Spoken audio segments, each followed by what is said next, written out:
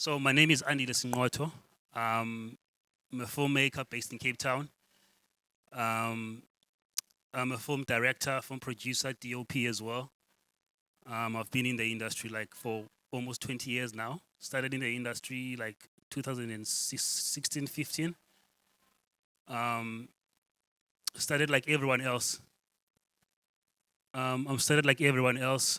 Started from the bottom, and I worked myself up. Worked on some of the well-known movies, some of the biggest directors and DOPs and producers. And 2016, then I decided that I think I was done freelancing. I was when I opened my own production company. So my own film production company, basically, we were based on producing commercials, TV commercials. We ended up coming into music videos, but music videos messed up everything for me, and I regret shooting music videos. Sorry. So I'm gonna touch base on why music videos. It has to do with budget planning. Planning budgeting for brands, because I've worked with the likes of AKA, the late AKA. I've directed music videos for the likes of AKA. I've directed music videos for the like of Casper. I've directed music videos for the like of KO. I've directed music videos for the like of Youngster Cape Town. Um, it's an international as well. The list goes on and on and on and on. But my TV commercial reel is bigger and better than the music video one. But obviously, because of on music videos, people know you as a music video director because on music videos your name is always there, directed by. But on TV commercials, they don't see your name. So people would know me as a music video director, but in fact, I'm a TV commercial director, not a music video director. But because of TV commercials, they don't have your names. So when I started, but I'm going to talk on music video because I've been asked to touch base on the music video side. So basically, when I started on the music video, when I got my first gig, I approached it as I was approaching a TV commercial, not knowing that a high budget of the music video is the low budget of a TV commercial. So obviously I was working on my own. I didn't have a producer, because it was a low budget. I didn't want to spend too much money. And I didn't want to spend too much money. I didn't know that I was digging myself a pit, because I was trying to save money, producing by myself, directing by myself, DOPing by myself, doing most of the things by myself. I just got people just to come and assist me there and there and there and there and there. So basically, what happened is that on TV commercials, you get cast. Cast is well treated. They have their own green room. They have like everything they need. They're well taken care of, catering, everything. So that's how I wanted to run my first music video. With that little budget, and let's just say I blew up the budget before the music video started. I found myself getting into my credit card by the time the music video was done, because I wanted to treat the music video the way I was treating commercials, because I didn't understand why crew is treated the way it was treated on music videos, because on TV commercial, crew is treated differently. On TV commercials, we shoot with different kinds of equipment. TV commercial, if you have extras, background extras, they treat it differently. But on music videos, it's a different story. No one cares. Everyone cares about the artist, and the artist does not even care. They just want the shot and go home. So by the time I finished the music video, I had emptied up my credit card as well. I couldn't pay the crew. I was in debt. Like debt. I couldn't pay the crew. I couldn't pay equipment houses. And then KO came back and said, "Hey, listen, let's do another one." And I'm like, "Great, come to Joburg. Let's do another one." He called me like a night before. I said, "Listen, get to Joburg. Tulu is gonna send you some. Is gonna send you your ticket. Tulu is his manager. Get to Joburg." It was midnight, 12 o'clock, because AKA was leaving. I think he was going to, I'm not sure. I'm not sure. So he wanted to do that music video with AKA while he's still here. So AKA is leaving in 2 days. So I want to shoot music now. Come to Joburg. We'll plan how to shoot the music video when you get here. Middle of the night, 12 o'clock. Went to Joburg. KO say this is the budget. I was like, okay, cool. This is the budget, right? That KO is giving me. Now I have a debt. I'm owing crew back in Cape Town, and I'm owing equipment houses. So this budget that KO is giving me, and I have an account with Panavision. My company is an account with Panavision and Media Form Services. So when it comes to account, because I was told that, because I know that most of the TV commercials, you always have credit. You don't do cash. Always have credit. Always get the credit so that you can be able to have cash flow, able to balance your money, have cash flow all the time. So what happened is that said, okay, this is the budget. I'm owing crew in Cape Town. I'm owing Panavision, and I need equipment from Panavision now. Took some of that budget, I paid the debt of the previous job with the money of the current budget. And then I took some of the money from the same budget, started paying some few crew members, but then I was still left with the debt in Cape Town. The debt was still there. And now I have to still shoot this music video.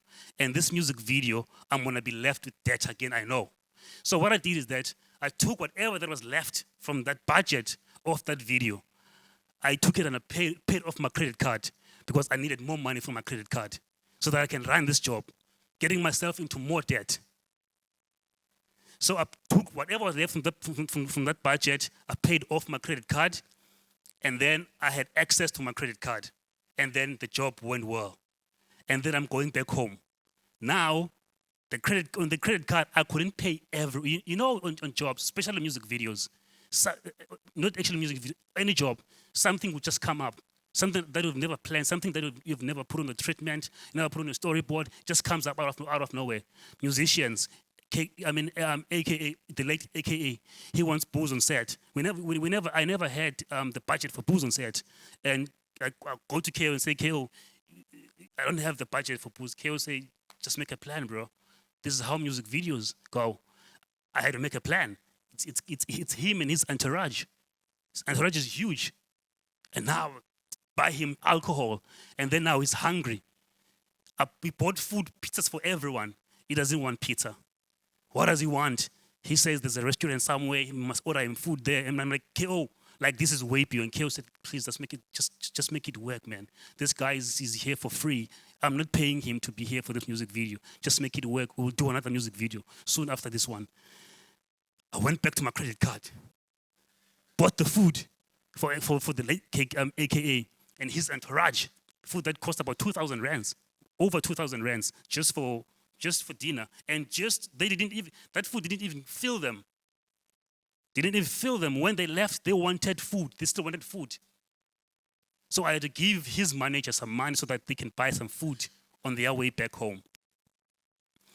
And I'm sitting in my hotel room, and I'm thinking to myself, I tried to fix the debt back in Cape Town, but I didn't finish the debt. And I'm here now in Joburg with another debt.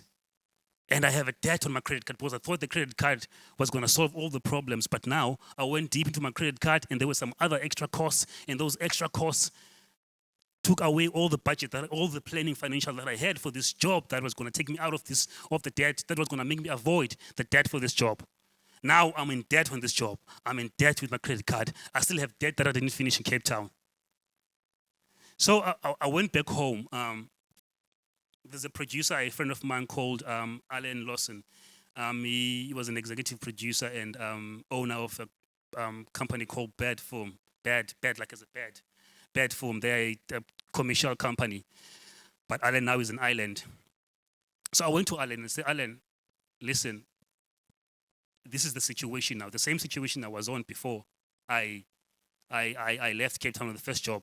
Because Alan told me the first job that when KO came with Casper here in Cape Town, don't take this job. That's what KO said. Alan said, don't take this job. This job is going to get you into debt. Because I told him the budget, and I told him that this is what I'm planning. Say, Andile, on paper, it looks good. But realistically speaking, when you start shooting, when you start preparing and start shooting, things are going to go left and right. And these are rappers. I've worked with rappers before. That's why my company doesn't do music videos anymore with anything that has to do with rappers or South African rappers specifically. I know. Don't take this job. I didn't want to listen to Alan.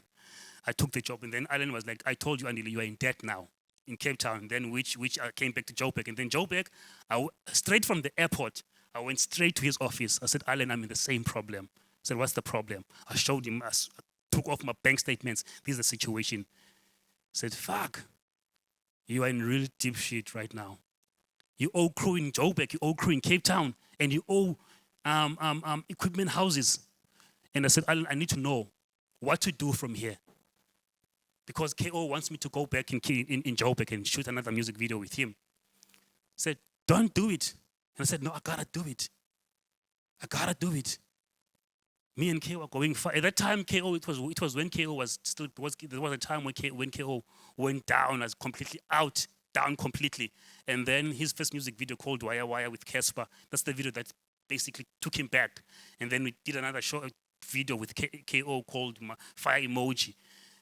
He said, KO said, "Andile, I want to shoot a music video with Youngster and DJ Switch, coming back to Cape Town." What's the name of the song again? Sign of the Soil. Sign of the Soil, KO Switch and Youngster. I said, "I gotta take this job, man. This job is gonna take me out of this debt." I took the job. I took the job. Well, I thought the job was gonna take me out of the debt, because the budget now, the more he comes back, is the more he increases the budget, because the more he trusts me, you know. I said, "Okay, with this budget, this is what I can do with this budget." I planned the budget around. Yeah, I messed up. So Alan says, "Andile, if you want to be, I went back to Alan. Now I was facing a huge debt, hundreds and hundreds of thousands of rands, owning Panavision, owning media film services, owning, because I was using professional crew, like TV commercial crew in Cape Town. I was not just using students, people that just want to try things out. I was using proper people DOPs who have shot big movies. Those are the people that I used to work with on TV commercials. Those are the people that I was using, you know? So, and they're expensive. Another call came from Universal. Universal called, said Universal. We've got this young man called Clarissa Kamela. He was on Idols. We've seen your work is great. So we want to shoot a music video, but we're thinking of coming to Cape Town to shoot the video. So can you send us the code and the treatment?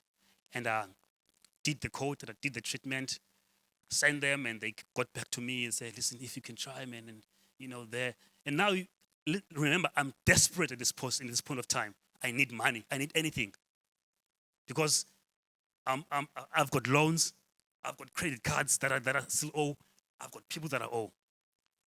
What am I gonna do? And I'm like, okay, I gotta take this job. The problem is that I keep lying to myself that this job is gonna take me out. And then I thought to myself, okay, the only thing that's gonna help me right now is to go back and listen to Alan, because I have not been listening. I've been going to Alan for help, but I've not been listening to him. And then Alan said to me, "Andile, because of you really want to shoot these music videos, the best thing to do, get a producer. A proper producer. Not just a production coordinator, someone who can send emails and make calls. Get a producer that will be able to have those difficult conversations with the clients. When the clients want something that is out of the budget, the producer will go and say, 'Hey, listen, we don't have that money. We can't shoot it.' You don't have to worry about a producer like that. A producer that when you say you want something as a director, a producer will come and say, 'Director, I'm sorry. We don't have that money. We can't shoot it.' Get that type of a producer, not a production coordinator or someone who can make calls or send emails or call production houses and hire equipment. No. Producer that can crunch numbers, producer that can speak with crew and tell crew that we're in problem, we don't have money. This is what I have. And not being afraid to take with crew and tell them that we don't have money. This is how much I can pay you. I want to work with you in this job because your quality will bring something to this job, but this is how much I have. A producer that has some sort of like a respect in Cape Town, TV commercials and all. Get that producer. A money producer, not a booking producer, a money producer. That's what you need right now, a money producer. And I went home and I thought about it and I'm like, this is right. And then Alan introduced someone to me, a proper producer. She was tough. She was tough to me. She said, Andile, can you please, the moment Alan introduced her to me, because I had producers that I worked with, when I did commercials, by different kinds of producers. But I always had a problem with some few producers because I work in a certain way. Anyway, that's another conversation for another time. So Andile said, okay, listen, this is the producer that I want to introduce. I've told this producer about you, Andile. So please just try and work with this producer. She's going to take you out of the problems that you are having right now. Alan told the producer everything, the situation, that this is the situation. And then I sat down with this producer, listen, I want to get out of debt. And this budget is not going to get out of debt. So what do you think we should do? The producer said, send me the budget that you sent to the client. Send me the treatment that you sent to the client. I said, Andy, the first thing, the budget and the treatment that you send to the client, they don't work. They don't collaborate together. You can't charge the client this much for this treatment. The treatment is it's an idea of what you're going to shoot. The treatment is more like something that how you're going to shoot, like where you're going to shoot, your angles, your what equipment, how you're going to shoot, how you're going to edit your music video and all of that, where you want to shoot and stuff like that. The producer said, Andy, like this treatment, you can't shoot this video with this amount of money. How can you send the client this budget for this treatment? This doesn't make sense. That's the first problem. Send me the details of the client. And I'm like, no, you're gonna. He said, why? He said, no, because I want to talk to them and be realistic with them that this is not possible. This is not. It can't happen. And I'm like, I've already spoken to them. They've already paid the deposit. She said, yes, it's fine. We can still tell them the realistic thing that it's not gonna be possible. Otherwise, you're gonna get into more debt. I want to tell them that you're in debt. And I'm like, no, you can't expose my. Andile, do you want to work with me or not? And I'm like, yes, I do want to work with you. And then I gave the client, called the Universal executives, called Benza. Benza is, he was AKA's manager. Also, Lungisa Kamela's manager. Benza is a lot of artists' managers. Called Benza, the executive Universal said, listen, speak to the record label. Spoke to the producer, spoke to the record label. Benza, tell Benza, this is the situation. Andile underquoted you. Everything that is on that treatment is not possible. It can't happen. He promised you what he won't deliver. I was there, I was listening. I was shaking, I was sweating while he was saying these things. It was taking like saying the right things, I'm like, this is a producer. I'm like sitting here like, where has she been? The whole time. And Universal was like, okay, so what's Benza said, Benza said, so what do we need to do now? And told them that, listen, you won't be able to pay for your flights. You have to pay for your own flights. You won't pay for your accommodation. You have to pay for your own accommodation. The house that Andile put on that treatment, we won't be able to hire that house. You guys have to. If you want to shoot in that house, you have to give us more money. And then we can shoot in that house. There are so many houses in Cape Town that will give you the Cape Town feel. But the one that he chose is expensive. It's about 30,000 rands. And then they said, okay, we're going to get back. Got back to us. They gave us the budget. Things that I couldn't do. Speak to the client with like hard conversations, difficult conversations. The only way to annoy the client is to talk about money. That's what I've learned from the producer that I've worked with. The only way to annoy the client is to speak about money when they've already given you the budget for the production. So I always avoided that part when I was working alone. That's why I got into so much debt. And then I said to the producers, okay, listen, I'm already thinking far ahead now. I'm already thinking now for after this job, how am I going to pay this debt that I have? And she said, you won't be able to pay the debt. That's being realistic. You won't be able to pay the debt. The only thing that you do, because what happens is that what the producer introduced me to was that when you budget for these things, budget in a way that, okay, listen, this is the budget for location, budget for that, budget for the entire production, right? And then there's a production fee that you have to charge on top of the entire budget that you have charged the client.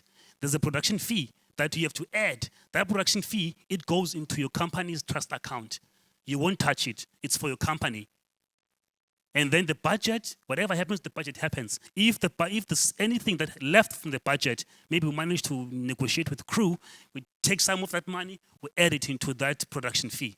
So now I'm gonna go back to your client that you don't want to talk to, and I'm gonna tell them that you didn't include the production fee. And I'm like, what? I'm like, I will never work with these people again. I said, Andile, it's fine. Rather not work with them again than getting yourself into more problem. Spoke to them, because they've already paid so much money and we've already spent so much money. They had no any other alternative but to give us the money, you know? Otherwise the shoot is not gonna happen. The producer is telling them that the shoot is not gonna happen the way they want it if they don't give us the more money. They gave us the production fee. Production fee went into, said, Andile, you know now, what's gonna happen is I'm gonna try and negotiate and do as much as possible. So what you're gonna do is that production fee is not yours. It's gonna go to your dad. That production fee is on your trust account. It's not gonna come to you. After this job, you'll be broke. Take that money. It doesn't matter how much it is. Take that money and start paying everyone that you owe. It doesn't, even if you won't finish everyone and everything with that type of an amount of money, but start paying people. Because once someone talks saying that, oh, Andile started paying, at least, you know, and that's how it was almost R1 million that I was owing. Because you can imagine some of the equipment, like, was. So since from then, I've been working in that way, getting the right producer, one that can crunch the numbers, one that can speak with the client, have those hard conversations, difficult conversations with the client, because I'm the director. I'm only thinking of the creative side of things. The producer thinks money. The producer thinks logistics, thinks realistically speaking, because I visualize things that do not exist. And then I want them to exist. And then a producer is there to tell me that, Andile, that's not going to exist on that budget. So started doing that in my life, and then I started paying crew. But now I told myself that I will never do music videos anymore because of I'm traumatized, to say the least, by music videos. Because, yes. Sorry.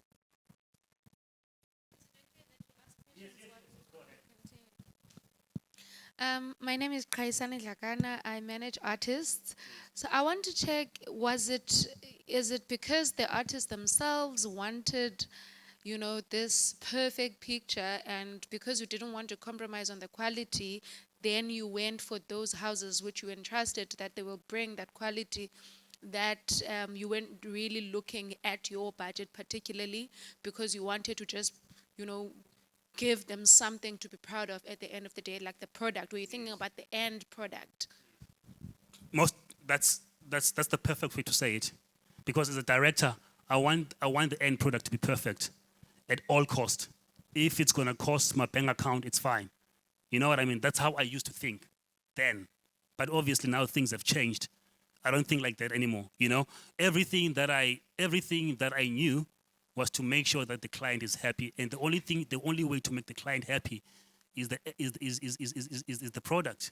You know what I mean? You can make the client happy on set and make them happy, but if the product is bad, all the happiness on set won't mean nothing. That's why some of the clients, they keep going back to people who treats them like hell on set, but the product is good. You know what I mean?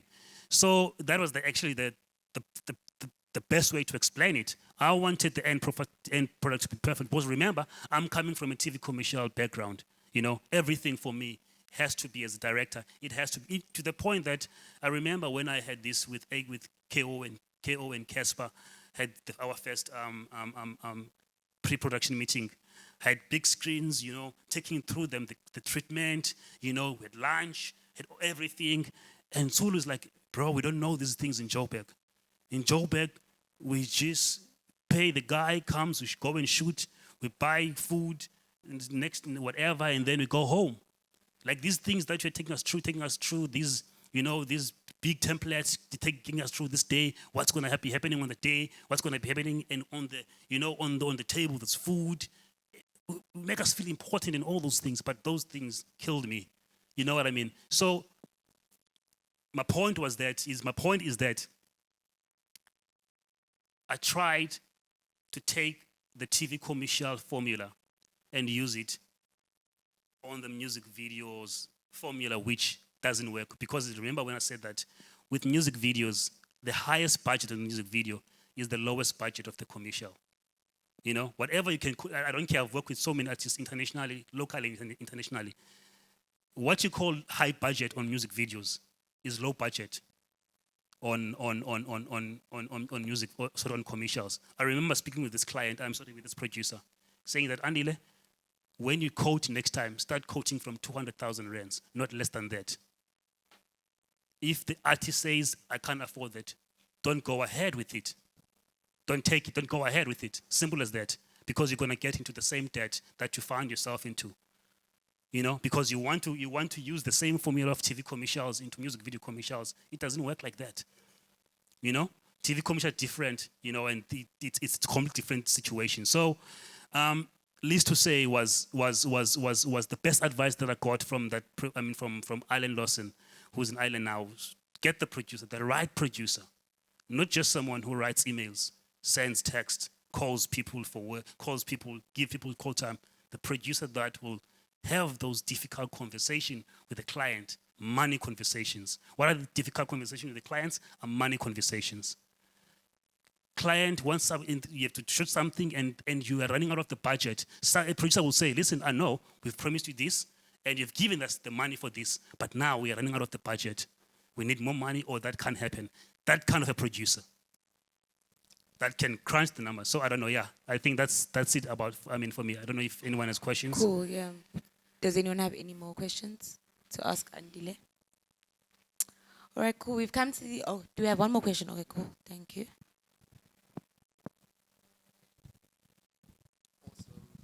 Thanks.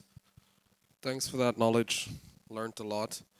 How do you work out your production fee now?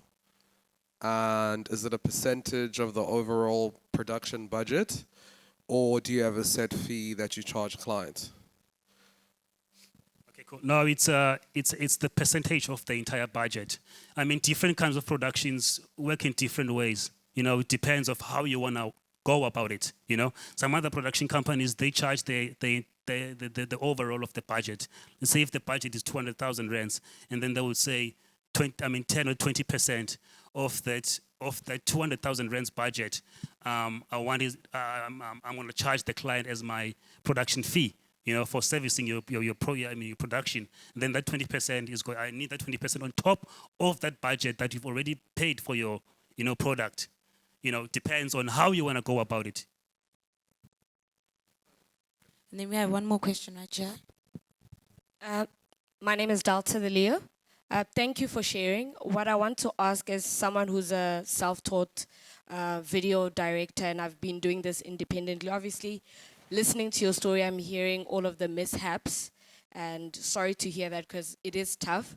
But what I want to know for someone that is still on the journey of music directing, because I am passionate about it and I haven't encountered the money losses that you have spoken about, what are some of the tips that you would give someone like myself or someone that wants to independently shoot their video? Do they go to the production houses? What would you say are the easiest ways to stay out of debt besides the other sheets that you've obviously mentioned in gems in terms of, because not everyone has that knowledge, but what, in terms of your experience, what can you share with someone like that? Great question, Suswam. So basically, now, usually directors would have their own designated producers. You know, whenever they pitch for a job, there's a producer that will help them through that process and everything, you know. But myself, I don't work with any specific producer. You know, I only work with producers when I have jobs, or maybe there's a job that maybe a friend of mine wants me to from overseas. I don't do music videos anymore, by the way. I don't do them anymore, and I've been proposed. I don't do them. So the best thing for now, like, the best thing that has ever happened to me was having a producer, number one, and number two was to have an agent, a manager, like a director's manager, because I have an international manager, someone that does all of my. So if anyone, even in South Africa, they want to book me as a director, they have to go through my agent in New York and book me through my agent in New York. If they don't agree with my agent in New York, with my fees and everything that I need as a director, they can't have me. And that has helped me a lot. And those are the things that, because there's a director called Klim Geldenhuys. Klim Geldenhuys is one of the directors that I loved, commercial directors. He's the one that advised me, get an agent, get a manager, you know, someone that's going to help you with those things if you don't have a specific producer, you know, get an agent, because an agent is going to help you deal with budget issues and help you as well. Get a producer as well, you know, because when you have a director's manager or an agent is not the same as a usual crew manager, not the same as a usual crew's agent. Is totally different thing. It's more like your actor's personal actor's agent. There's that personal relationship between the two of you. You know what I mean? So that's the best thing that has ever happened. I never do a job without my agent or my manager from New York, and I never do a job now without a producer in charge of the budget that has been agreed by my manager or agent from New York. So that has helped me a lot, which is something that I never had. That's why I found myself in that debt. Okay, cool. Yeah, one more question. Hi there. I just wanted to ask, what are you doing now and what is your focus at the moment? Okay, so basically, now I've stopped on commercials as well, just a little bit, doing a lot of writing, because we branching now into, because I had a chat with my manager. I told them that, listen, I don't want to take any more jobs. I know the money is needed, but I don't want to take any more jobs, because they will always call me for pitches and for brainstorms, and I was like, no, I don't want that, because the thing is that, you know, when you work on commercials, it's almost like you're giving your time away to someone else. Now I'm branching into feature films. I'm writing stories. You know, like now we just finished a short film that we currently pitching to a Hollywood producer. You know, we want to do a series. That's my future right now. TV commercials now and music videos. If I get a TV commercial, it's been like 2 years now. I haven't done any TV. 1 year. I haven't done any TV commercial because I've been focusing on writing. Because why? TV commercial is direct. They can take your time. You can plan you're going to do this, but it never happens. So now it's that time. And because of people are asking me, why don't you go get funding from National Film Video Foundation? The thing is that, approach. The thing is that if you go to Netflix, you have a script, go to Netflix, and you said, Netflix, I have the script, can you please fund me? That means that all the rights of your film will belong to Netflix. But if I get an independent, like a rich producer, someone rich gives me the money, I shoot the way I want to shoot, and then I go to Netflix and say, listen, I've shot this thing, I want to lease it to you.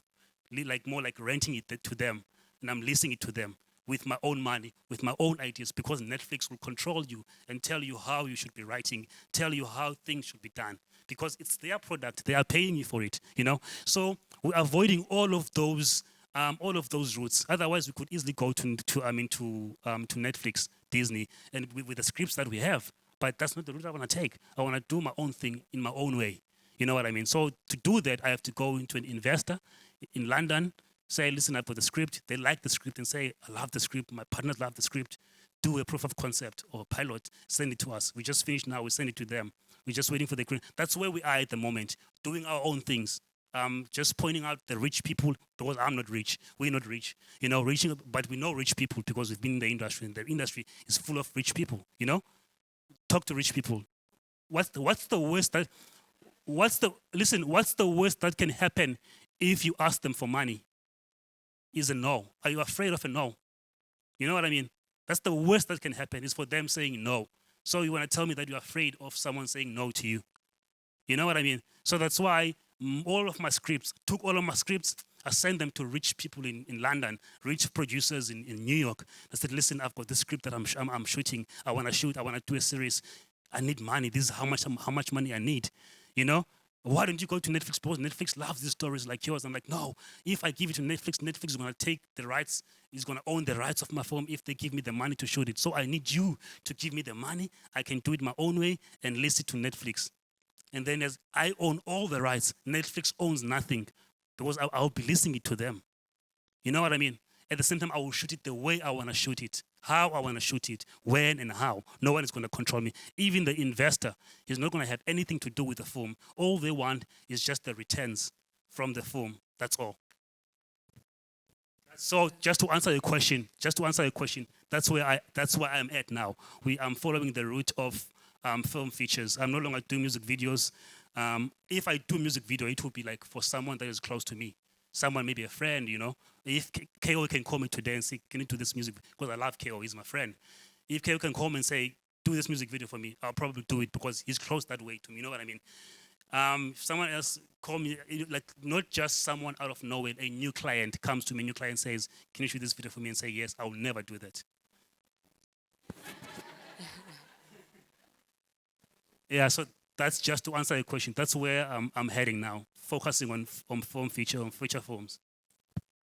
Okay, cool. Thank you guys, and that is the end of our session. Please, can you guys give Andile a round of applause? That was amazing.